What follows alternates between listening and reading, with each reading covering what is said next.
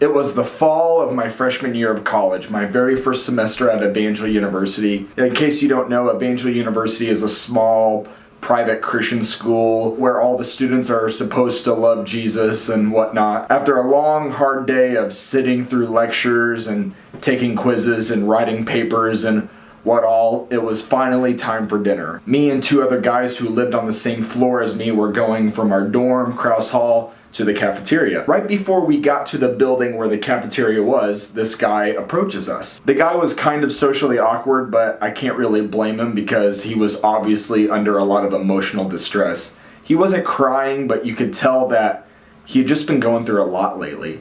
And he comes up to us and he's like, "Hey guys, can you help me out for a sec?" And we're like, "Yeah, sure, what's up? What's going on?" This guy starts telling us his story. He says that he has a bunch of boxes in his car full of Christian books. And he says that he wants to donate them to the school because he has decided that he's no longer a Christian and he figures that he doesn't need them anymore. And we were just kind of dumbfounded by it. We're just like, well, maybe the school office is closed right now, but maybe you could call in tomorrow and see if you can find somebody that can help you. And the guy said, "Okay, thanks anyway," and he turns around, walks to his car, and drives away. And in that moment, we realized what we had done. God had given us an opportunity to evangelize this guy, to meet him where he was at, and we completely blew him off. You see, what he wanted was help getting rid of his books, but what he needed was hope. I don't know why he was struggling with his faith. I don't know why he decided that he didn't want to be a Christian anymore.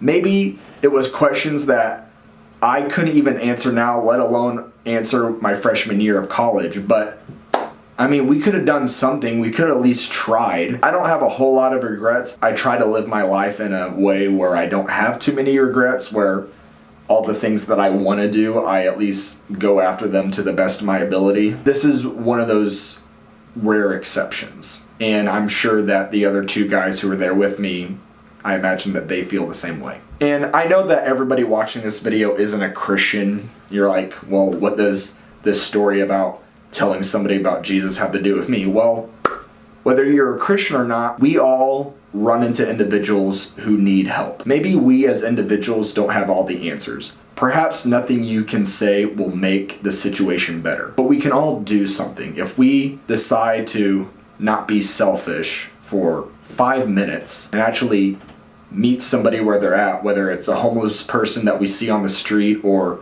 the person that you know from church that's going through a lot right now, we can all make the decision to quit worrying about our own stupid desires, like getting to the cafeteria on time, and actually do something that's meaningful. Maybe you won't solve the problem, but you never know unless you try.